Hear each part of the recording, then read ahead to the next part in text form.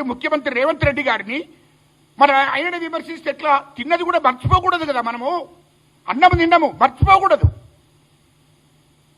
ఇది జాతి ప్రయోజనాలు, ఇది మొత్తం యావత్ తెలంగాణ జాతి ప్రయోజనాలు. మాదిగలు మాదిగ ఉపకులాలు దళితులందరికీ ఉపయోగపడేటువంటి పని చేశాడు, వర్గీకరణ చేశాడు. అందరికీ సామాజిక న్యాయం, అటు మాలలకు మాల ఉపకులాలకు, ఇటు మాదిగలకు మాదిగ ఉపకులాలకు అందరికీ సామాజిక న్యాయం జరిగింది కదా.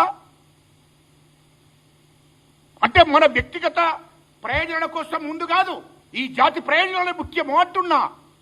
ఈ జాతి ప్రయోజనాలు జరిగే అమలైనవి కదా, ఈ జాతి ప్రయోజనాలు చేసింది కదా, ఈ జాతికి ప్రయోజనాలు జరుగుతూ అందరికి జరిగినట్టే కదా. అది ఎందుకు మరిచిపోయి మాట్లాడుతున్నామని నేను అడుగుతున్నా. ఒక్కటి అన్నా, ఎందుకన్నా పక్క పొంట మహారాష్ట్ర ఉంటుంది, అక్కడ బీజేపీ ప్రభుత్వం, అక్కడ ముఖ్యమంత్రి, అక్కడ కూడా చెమార్స్ ఎక్కువనే ఉన్నారు కదనంటే, చెమార్స్ ఎక్కువనే ఉన్నారు కదా అక్కడ. మరి అక్కడ ఎందుకు వర్గీకరణ చేస్తలేడు? అజెందుకు అడుగుతలేవు నువ్వు? పక్క పొంట ఆంధ్రలో మొదలైనటువంటి ఉద్యమం ఇది. నేను ఇప్పటిదాకా చెప్పిన మీకు, ఆంధ్రలో మొదలైన ఉద్యమము, ఆంధ్రలో పుట్టింది మాదిగ దండోర అనేది.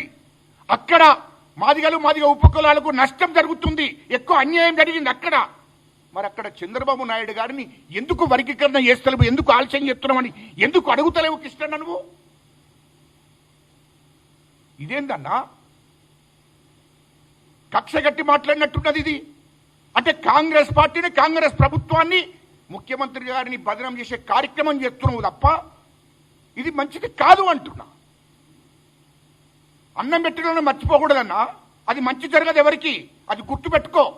అది నా తత్వం అన్నా. ఎవరన్నా అన్నం పెడితే అది మర్చిపోకూడదనే నా ఆలోచన అన్నా. ఇదేం పద్ధతి? నువ్వు చంద్రబాబు నాయుడు గారిని ఆంధ్రకు, ఆంధ్రలో మకామై అక్కడ ఉద్యమం చేయి, అక్కడ మాదిగలను మాదిగ ఉపకులను ఏకం చేయి, అక్కడ వర్గీకరణ చేసినట్టు అక్కడ ప్రభుత్వం మీద ఒత్తిడి తీసుకురా. గదిని కానీ చేసిన ముఖ్యమంత్రిని, చేసిన ప్రభుత్వాన్ని బదనం చేయడం కోసం ప్రయత్నం చేస్తున్నావు. ఏ చేయనోడు చేయకపోతావనే అక్కడున్న ప్రజలు మొత్తుకుంటున్నారు కదా. నువ్వు ఎందుకు ఆంధ్రకు అక్కడ మకామేస్తావు? అంటే అక్కడ ఏంది? కూటమి ప్రభుత్వం, బీజేపీ,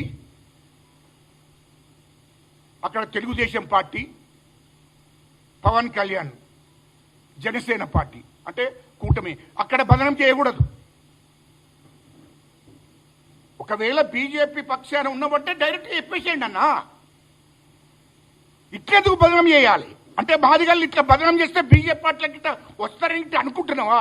తప్పన్నా.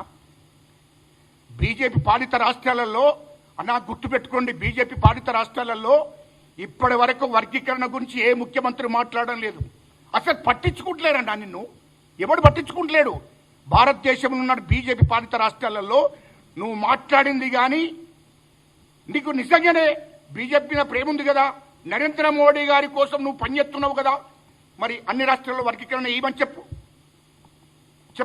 మహారాష్ట్రలో ఉన్నది, ఉత్తరప్రదేశ్లో ఉన్నారు. ఉత్తరప్రదేశ్లో చెమార్స్ ఎక్కువ ఉన్నారు, 30% ఉన్నారు చెమార్స్ ఉత్తరప్రదేశ్లో. మధ్యప్రదేశ్లో, రాజస్థాన్లో గత చెమార్స్ ఎక్కువ ఉన్నారన్నా. మహారాష్ట్రలో ఎందుకు చేస్తలేరు వర్గీకరణ? అక్కడి ముఖ్యమంత్రులు ఎందుకు చేస్తాడు? నువ్వు ఎందుకు అడుగుతలేవు? ఎందుకు ఢిల్లీలో ప్రెస్ మీట్ పెడతలేవు? ఎందుకు ఢిల్లీలో ఉద్యమం చేస్తలేవు? ఎందుకు నరేంద్ర మోడీ గారిని కలువు, అయ్యా మీ ముఖ్యమంత్రులకు ఆదేశాలు జారీ చేయండి, వర్గీకరణ ఏమని చెప్పండి అని ఎందుకు చెప్తలేవు? నువ్వు తెలంగాణ కన్నా, ఆంధ్ర కన్నా ఎక్కువ ఉత్తరప్రదేశ్లో ఉన్నారు బాధితులు, చెమార్స్. మరి అక్కడ ఎందుకు వర్గీకరణ జరుగుతలేదు? వాళ్ళని అడగకుండా, దేశంలో ఏ రాష్ట్ర ముఖ్యమంత్రులను అడగకుండా, అంటే బీజేపీలను విమర్శించద్దు, బీజేపీకి అగనిస్ట్గా పోవద్దనే ఆలోచనతోని నువ్వు ఉన్నావు. ఇది వాస్తవం. పక్కపొంట రాష్ట్రం చంద్రబాబు మీద కూడా అగనిస్ట్గా పోకూడదు, అక్కడ ప్రభుత్వాన్ని బదనం చేయకూడదు. ఒక్కటే నీకు లక్ష్యం పెట్టుకున్నావు, ఒక రాష్ట్ర ముఖ్యమంత్రి మా రేవంత్ రెడ్డి గారిని, కాంగ్రెస్ ప్రభుత్వాన్ని బదనం చేసే కార్యక్రమం పెట్టుకున్నావు. కానీ అది సరైనది కాదు,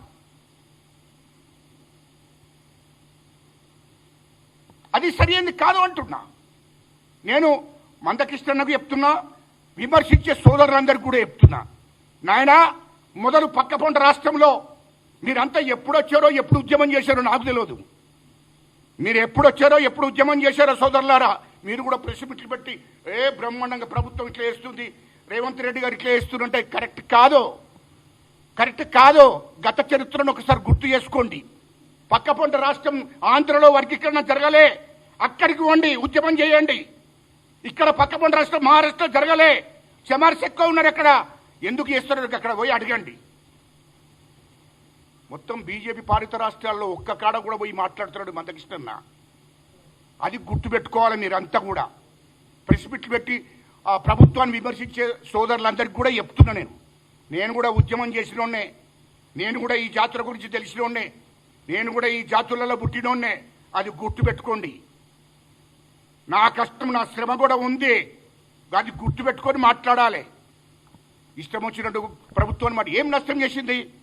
ఓకే, నువ్వు అడిగావు పార్లమెంట్లో మాకు ఎంపీ సీట్లు ఇవ్వలేదని అడిగావు, అది సరి అయింది. నువ్వు రాజ్యసభ ఇవ్వలేదని అడిగావు, ఓకే రైట్, అక్కడికి కరెక్టే కావచ్చు. కానీ నువ్వు మా ప్రభుత్వాన్ని విమర్శించేది ఎక్కడిది? అంటే బీజేపీ పాలిత రాష్ట్రాలలో మాదిగలందరికీ న్యాయం చేస్తున్నాయింది, రాజ్యసభ సభ్యులు ఇచ్చింది, ఇప్పుడు ఎంపీలు ఇచ్చింది అయ్యింది. లేకుంటే పక్కపొంటి రాష్ట్రంలో ఎన్ని ఇస్తారో ఇప్పుడు చూపించు. కృష్ణన్న గారు పక్కపొంటి రాష్ట్రంలో ఉన్నది కదా చంద్రబాబు నాయుడు గారు, ఎంతమందికి మనలకు రాజ్యసభ సభ్యులు ఇస్తారో అక్కడ అడుగు, ఒకసారి అడగాలి. అక్కడ కూడా అడగాలి కదా నువ్వు. మరి అక్కడ కూడా రావాలి మనకు మన వాటా ప్రకారం. ఇక్కడ మహారాష్ట్ర రావాలి మన వాటా ప్రకారం. అన్ని రాష్ట్రాలను అడగన్నా, అడగడం తప్పని చెప్పడం లేదు నేను. అడుగు మరి అన్ని రాష్ట్రాలను. ఒక్క కాంగ్రెస్ ప్రభుత్వాన్ని బదనం చేయడం, మా ముఖ్యమంత్రి గారిని బదనం చేసే కార్యక్రమం మంచిది కాదు అని అంటున్నా. అన్నం పెట్టిన వాళ్ళకు సున్నం పెట్టద్దు అంటున్నా. దయచేసి అన్నం పెట్టిన వాళ్ళకు సున్నం పెట్టద్దు. కాంగ్రెస్ ప్రభుత్వం దేశంలో ఎక్కడ కూడా నేనేం తీసుకోలేదు. రాష్ట్రంలో తెలంగాణ రాష్ట్రంలో ముఖ్యమంత్రి గారికి ఈ రాష్ట్రంలో ఉన్నటువంటి ఈ జాతి అంతా రుణపడి ఉంటుంది. అది గుర్తుపెట్టుకో. దళిత జాతి అంతా రుణపడి ఉంటుంది. రేపు బీసీలకు 42% బీసీలకు ఇస్తే బీసీలందరూ కూడా రుణపడి ఉంటారు. అది గుర్తుపెట్టుకో. కాంగ్రెస్ ప్రభుత్వం కానీ ముఖ్యమంత్రి రేవంత్ రెడ్డి గారు కానీ వాస్తవానికి ఈ తెలంగాణ రాష్ట్రం ఇచ్చింది కాంగ్రెస్ పార్టీ. ఆనాడు సోనియా గాంధీ తెలంగాణ రాష్ట్రం ఇచ్చింది.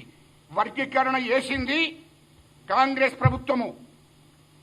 మా ముఖ్యమంత్రి రేవంత్ రెడ్డి గారు ఇవాళ బీసీలకు 42% ఇవ్వబోతున్నది కూడా కాంగ్రెస్ పార్టీ, కాంగ్రెస్ ప్రభుత్వమే. ఇవాళ రేపు ఎస్టీలకు న్యాయం చేయవలసింది కూడా కాంగ్రెస్ ప్రభుత్వమే. అణగారిన కులాలకు న్యాయం చేయవలసింది కూడా కాంగ్రెస్ ప్రభుత్వమే. అది గుర్తుపెట్టుకొని మాట్లాడండి మీరు ఎప్పుడు మాట్లాడినా. అన్న కృష్ణన్న, ఇవన్నిటి కూడా ఆలోచన చెయ్యండి అని చెప్తున్నా నేను. ఆలోచన చేయకుండా ఇష్టం వచ్చినట్టు బదనాం చేస్తే ఇది సరి ఎందుకు కాదు.